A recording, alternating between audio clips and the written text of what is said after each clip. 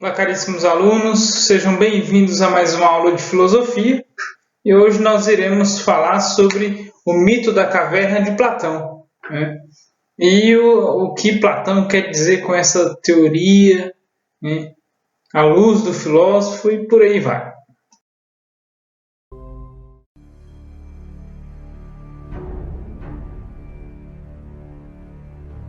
Imagine prisioneiros que passam as suas vidas inteiras amarrados em uma caverna. Foram amarrados de forma que não conseguem olhar para trás, apenas para a parede em sua frente. Em suas costas está uma fogueira, e entre eles e a fogueira há um caminho. Imagine que diariamente uma variedade de objetos passam pelo caminho. E evidentemente, as pessoas que conduzem suas vidas, suas formas, criam sombras curiosas na parede. Este é o único mundo que os prisioneiros jamais conheceram. As sombras e os ecos de objetos que nunca viram.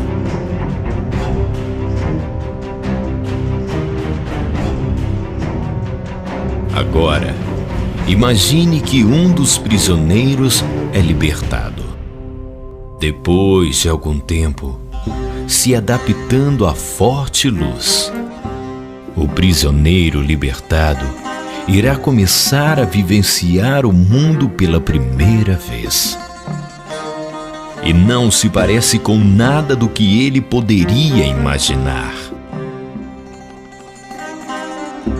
Com sua nova percepção sobre o mundo, o homem evidentemente quer voltar e compartilhar suas incríveis descobertas com seus antigos amigos. Mas os prisioneiros não conseguem reconhecer o seu próprio amigo. Ele se parece como todas as coisas. Sua voz é um eco distorcido e seu corpo uma sombra grotesca. Eles não conseguem entender sua fantástica história sobre o mundo fora da caverna. Para eles, isto nunca existirá. Mas isto evidentemente não torna o mundo fora da caverna menos real. Uma breve interpretação, né, da metáfora da caverna para vocês. Né? Os prisioneiros, né, somos nós mesmos, as pessoas.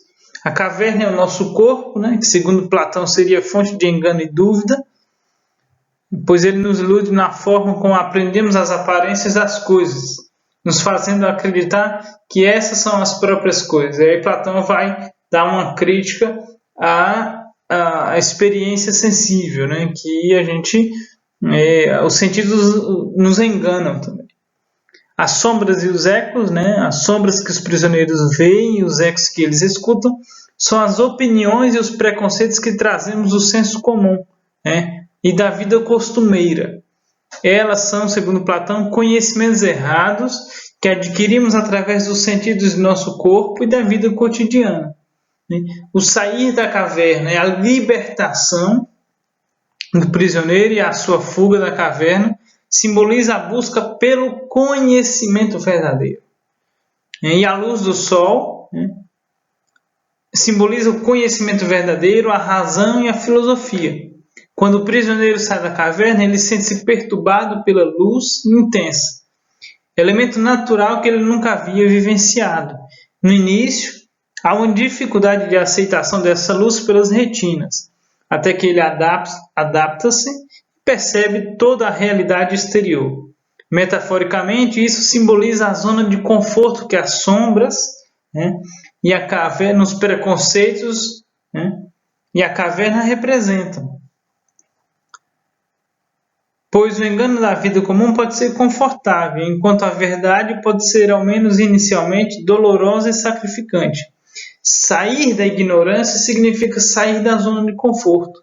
Então, saiam da zona de conforto, né? saiam da caverna. Procurem o conhecimento verdadeiro. Procurem ter escolhas. Né? Procurem escolher por vocês próprios e não deixar que outras pessoas e nem as circunstâncias escolham por vocês. Bom, o mito da caverna de Platão, né, ou da alegoria da caverna, ele é narrado no livro A República, né, e é um diálogo que acontece entre Sócrates, né, que é o personagem principal, e Glauco, o interlocutor. Né. Lembrando que quase na sua totalidade os livros que Platão escreve tem a figura de Sócrates como principal. A República é uma obra de Platão que apresenta a ideia de um bom governante. Este deve ser sábio e deve administrar a polis, em grego é cidade, para o bem de todos os cidadãos. Para tanto, este deve ser sábio, pois, segundo ele, o poder deve estar intimamente ligado ao conhecimento. O conhecimento da verdade mais profunda, proporcionado pelo uso da razão, liberto dos desejos e paixões pessoais, é a condição fundamental para que o governante tenha uma boa gestão. Lembrando que a figura do bom governante para Platão é o filósofo. É o filósofo que vai, segundo Platão, deve chegar a um poder para ter um governo ideal. E o livro todo é construído em forma de diálogo. É o diálogo de Sócrates com Glauco.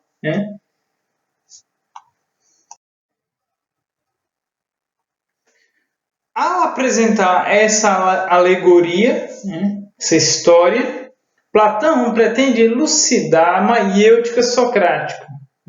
Lembrem que a maiêutica é a interlocução, é o diálogo.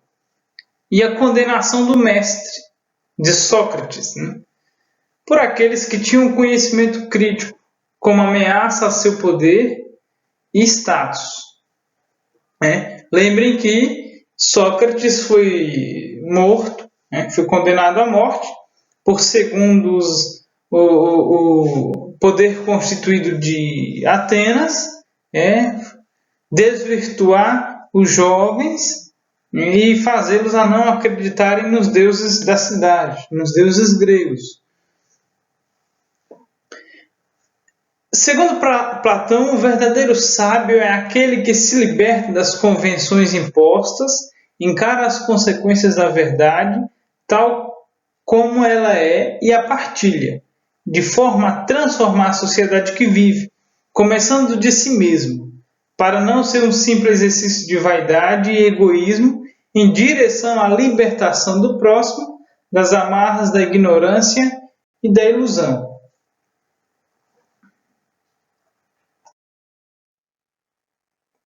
O mito da caverna hoje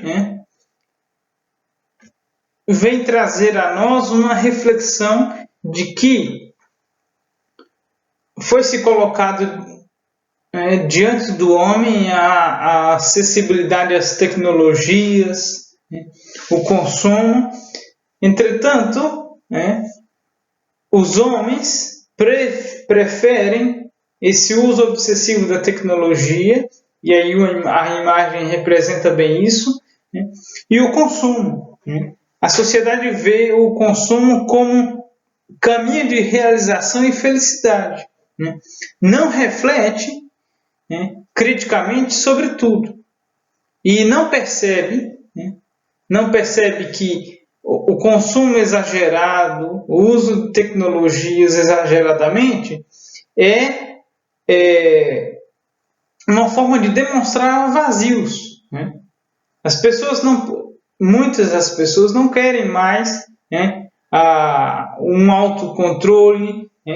Elas percebem que a autoestima, o autodomínio, a felicidade, a realização está em consumir, está em ficar publicando coisas na internet. Então elas se isolam do mundo real, do contato com as demais pessoas, e vivem neste mundo de uso excessivo da tecnologia, ou do uso excessivo do consumo. E aí elas transformam tudo em consumo, até as relações pessoais. Eu não quero mais, pronto, passou.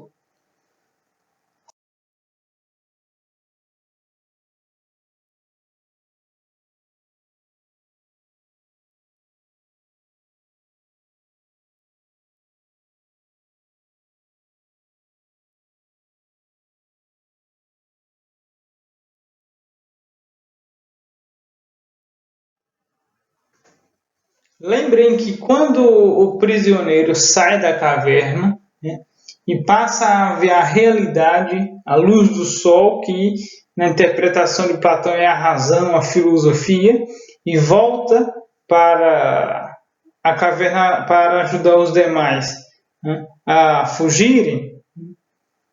Então, ele quer dizer que, e aí a gente pode usar como sendo hoje, de usarmos este período da Covid, do coronavírus, para refletir sobre as nossas ações. Se nós estamos tendo a consciência de nós mesmos, mas muito mais tendo uma preocupação com o outro. Se a gente continua sendo egoísta, se a gente está valorizando o individualismo, ou se a gente preza pelo comunitário. A pandemia, por exemplo, não acaba só porque a gente está de saco cheio. A pandemia ela é algo de saúde, ela é sanitária. Então ela vai acabar quando surgir uma vacina, quando as pessoas tiverem a consciência de se cuidarem, de ter os cuidados básicos. Então é neste momento que nós devemos fazermos o exercício de reflexão. Que o único inimigo é o vírus, e não as pessoas. E não as pessoas. A reflexão que a filosofia propõe para nós é deixarmos de ser egoístas, individualistas, e ostentar, ganhar vantagem em algo que não é vantajoso. E aí a gente, por exemplo, vê a chargezinha aí, dizendo: o Facebook agora vai avisar quando a notícia for falsa. Minhas fotos, a mulher diz, minhas fotos, minhas viagens, o rapaz diz. Vejam, é um momento de refletir tudo aquilo que é falso na nossa vida, de tirar. Se a gente nunca parou para... A gente às vezes cria tanta desculpa, dizer que não tem tempo para isso, não tem tempo para aquilo. Eu queria fazer isso, só que eu não tenho tempo. É a oportunidade. É a oportunidade de rever os nossos conceitos, de buscar uma atitude de criticidade, uma atitude de vida, de alegria, de realização, e não de falsidade, e não de viver notícias falsas, e não de viver uma vida falsa, mas viver uma vida de virtude, uma vida como ela é. O mito da caverna, quando o prisioneiro sai e se depara com a luz, com a filosofia, com a razão, é para nos mostrar que tudo está em constante transformação. E investir no próprio conhecimento através do aprofundamento na educação, entendendo sua adaptação para esta etapa e esforço de todos, pais, professores, supervisores, diretores, meios de comunicação, para a manutenção da busca pelo conhecimento e formação intelectual. É justamente voltar naquilo que eu disse anteriormente. A gente criava tanto de desculpa, eu não tenho tempo para isso, não tenho tempo para aquilo. Então, agora é a hora da gente se recolher e de buscar uma formação intelectual, de buscar um conhecimento, né? E perceber o seguinte: estudar não é obrigação, é o nosso direito de ser melhor. Quantas pessoas não têm a possibilidade de estudar, né? E nós que temos essa possibilidade, ou façamos, é nosso direito, né? E não como obrigação, mas como direito, né? Saiu uma reportagem, né, no jornal Folha de São Paulo, que as pessoas que têm pelo menos uma faculdade ganham 131% a mais na sua renda do que aquelas pessoas que têm apenas o ensino médio. Então veja, quem tem apenas uma faculdade já ganha 131%. E quando ela continua estudando, ela triplica, quadruplica esses valores. Então, estude para se tornar melhor, estude para ser uma pessoa melhor, estude para ganhar dinheiro também, né? É importante, né? Nós vivemos num mundo que precisa ter dinheiro para adquirir as coisas, para viajar, para fazer o que quiser. Então, estude também para ser melhor, mas estude também para ganhar dinheiro. E estude para não ser dominado por outras pessoas. Estude para você decidir o que você quer e não se deixar manipular pela vontade de outra pessoa. Mas pensar por si próprio, isso é importante. E pensar por si próprio é também essa formação intelectual, adquirir conhecimento para não cair em notícias falsas, né? Adquirir um conhecimento verdadeiro, um conhecimento consistente, né? Para não cair nas fake news, né? E aí os passos que a gente deve utilizar para verificar se algo é verdadeiro ou não, né, é investigar a fonte da notícia, que geralmente o pessoal usa os sites aleatórios, desconfiar de títulos absurdos, né? Ou seja, se é uma notícia falsa, geralmente já vem urgente, inacreditável, né? Vem com títulos bastante chamativos para prender a atenção da pessoa. Depois, pesquisar um assunto em outros veículos de grande alcance, né? Verificar se essa notícia ela está em outros sites e desconfiar, né? Mesmo que tenha uma imagem, né? Porque o pessoal diz a imagem vale mais que 1000 palavras, mas verificar se aquela imagem está fora do contexto. E aí o seguinte, né? Ficar atento à data de publicação da notícia, né? Que às vezes, igual por exemplo no início da pandemia, o pessoal usou uma foto de um caixão de 2017, 2018 numa cidade de São Paulo para dizer que os caixões em Manaus, no Amazonas, estavam cheios de pedras, né? Não eram corpos de pessoas mortas pela pandemia. Então isso foi tirado de contexto. Aconteceu, mas não foi nem esse ano e não foi por causa da pandemia. Foi uma outra situação.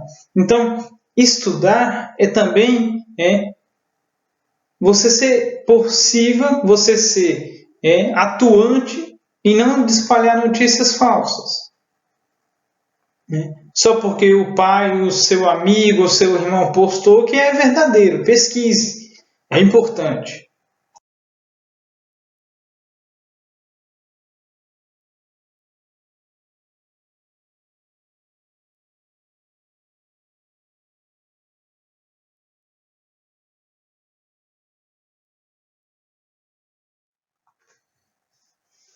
Então é isso, pessoal. Espero que tenha ajudado, espero que tenha colaborado, né? E digo e repito várias vezes: não deixem de estudar. Eu sei que é difícil, né? Eu sei que é complicado, mas o resultado, as gratificações, as alegrias vêm no futuro. E eu digo para vocês: certa vez eu escutei uma mocinha falando o seguinte: professores, prefiro trabalhar do que estudar. A escola faz a gente de empregado, de escravo. Então eu falei o seguinte: olha, Estudar não é fácil, mas quando a gente estuda, a gente tem a possibilidade de escolher entre ser escravo ou não. Quando a gente não estuda, a gente vai ter só a possibilidade de ser escravo. Então, estudem para poder escolher o que vocês querem da vida. E não deixar que as circunstâncias escolham por vocês. Não deixar que as necessidades escolham, mas que vocês tenham escolhas. Um grande abraço, até a próxima aula. Bons estudos!